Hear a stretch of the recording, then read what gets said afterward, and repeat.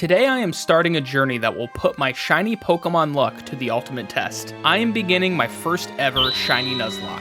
Now, what is a Nuzlocke? Pokemon players who attempt the Nuzlocke will try to beat the game while following a certain set of rules that make the game much more challenging. These rules are not an in-game function, but instead are self-imposed. During the average Nuzlocke, the first Pokemon you encounter per route joins your team, you nickname them to get attached, and if they faint during battle, you must release them forever as if they really passed away. Basically, try to become the Pokemon champion with one life for each Pokemon you catch, and it must be the first one you encounter per route. But this is a shiny Nuzlocke, which means I can't progress in the game unless I catch shiny Pokemon. Like I mentioned earlier, Nuzlockes can have self-imposed rules, and since this is my first ever shiny Nuzlocke, I wanted to lay out some of my ground rules. Rule number 1, catch a shiny before each event in the game. In Scarlet and Violet, the gyms, Pokemon Titans, and Team Star bases make up 18 total story scenarios before battling the champion. Since routes are replaced with areas, I thought it'd be more fun to get a shiny Pokemon before each event rather than catching one per area. When this series ends, I should have 18 Pokemon only in my boxes. Oh, and of course, they must all be nicknamed.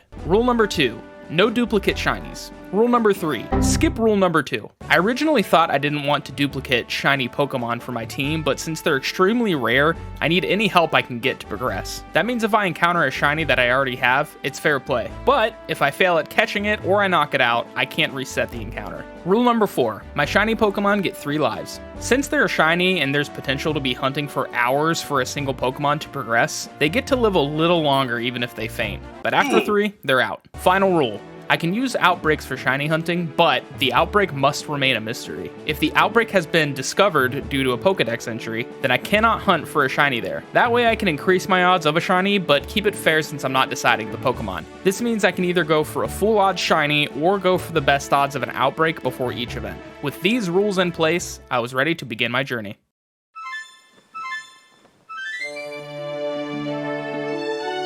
On day 1, I headed out to pick my first Pokemon. We picked Chip the Sprigatito, destroyed our rival in battle, saved a dragon with a sandwich, and began our shiny hunting journey. Before making any progress in the game, we needed to find our true starter, and it had to be shiny. I wanted to stream my very first shiny encounter to not only get people hyped about the idea of my first shiny Nuzlocke, but to also share the experience of just how long it would take to get each Pokemon on our team. I'll potentially have 18 full odds shiny by the end of this, so I needed people to appreciate my hard work of running in circles to find some different colored pixels. After a deep breath, I grabbed a chip, headed down a river, and there's a shiny Psyduck.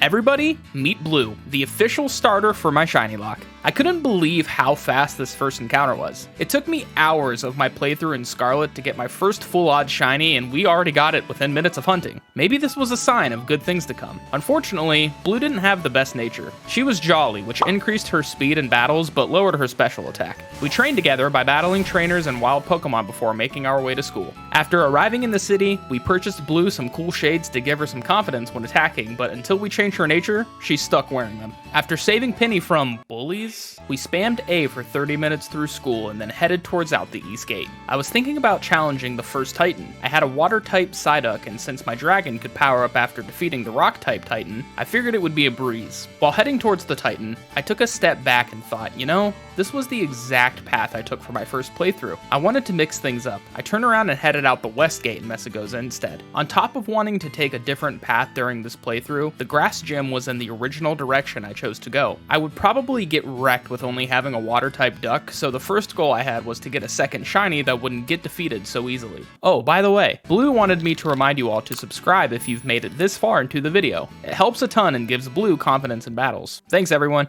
By now, it was a new day, and before I began my next hunt, I checked my outbreaks and noticed a question mark on top of an area I could reach on foot. Since it was still early game, I only have access to outbreaks I can reach by foot rather than climbing or swimming to using Miraidon. I arrived, and to my surprise, I had a Ghastly outbreak. I imagined having a fully evolved Gengar that was poison and ghost type and got super excited at the thought of encountering a shiny. I knocked out 60 and unfortunately didn't get a shiny after hours of searching. Maybe the world is waiting for me to defeat a gym first to reward me with some shiny luck. I packed up and headed towards the bug type gym. Unlike the grass gym, the bug gym gave me a bit more confidence with only having one Pokemon to fight with. After some training, we completed the gym test and was ready to take down our first gym. I figured nothing could go wrong. Alright. And it turns out, I was right. Katie, the gym leader, didn't stand a chance. I was rewarded with my first badge and headed out again in search of my second shiny. I really wanted Mareep. On top of Mareep having an awesome pink shiny, its final evolution Ampharos is a tanky electric type that would be super helpful in the long run and very strong early game. Now I do want to mention another small self-imposed rule. While I can't craft sandwiches at my own picnic to increase odds or encounters of a shiny, I can, however, purchase any food from vendors all across Paldea to help with hunting a specific mon. Conveniently for me, right inside Cortando City was a shop selling a sandwich that granted electric encounter power 1. While it won't give me the biggest boost, it still helps spawn more Mareep. I headed out and in only 5 minutes, I got myself a shiny. Wait a minute, I think that's Starly shiny.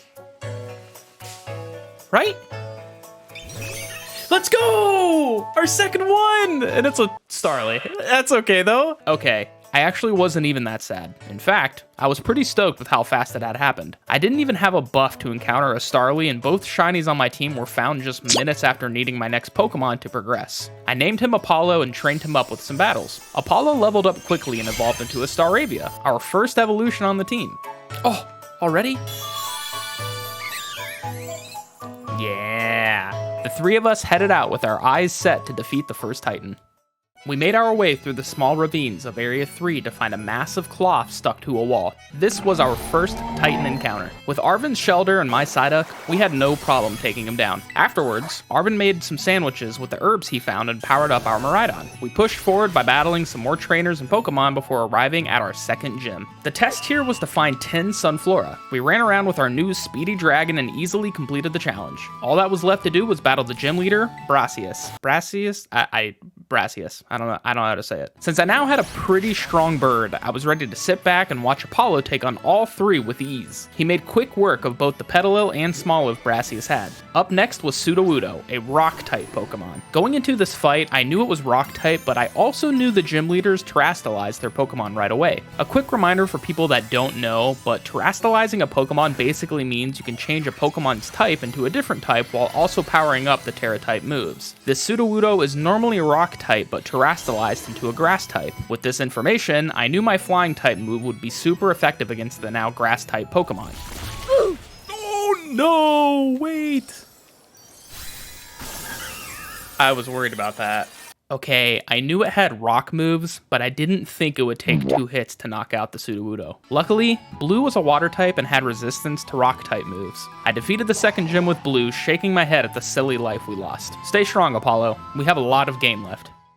Our next hurdle in the way was our first Team Star battle. In Scarlet and Violet, Team Star events have you take 3 of your party Pokemon and use the Let's Go feature to knock out 30 enemy Pokemon before battling the leader. The problem? I have 2 Pokemon. You know what time it is. I again wanted to shiny hunt in an area to help out for future gym battles. Iono, the electric type gym leader, was right around the corner. Right now, I have a flying type and a water type Pokemon, both of which will lose very quickly to an electric type gym. My answer to this? Him.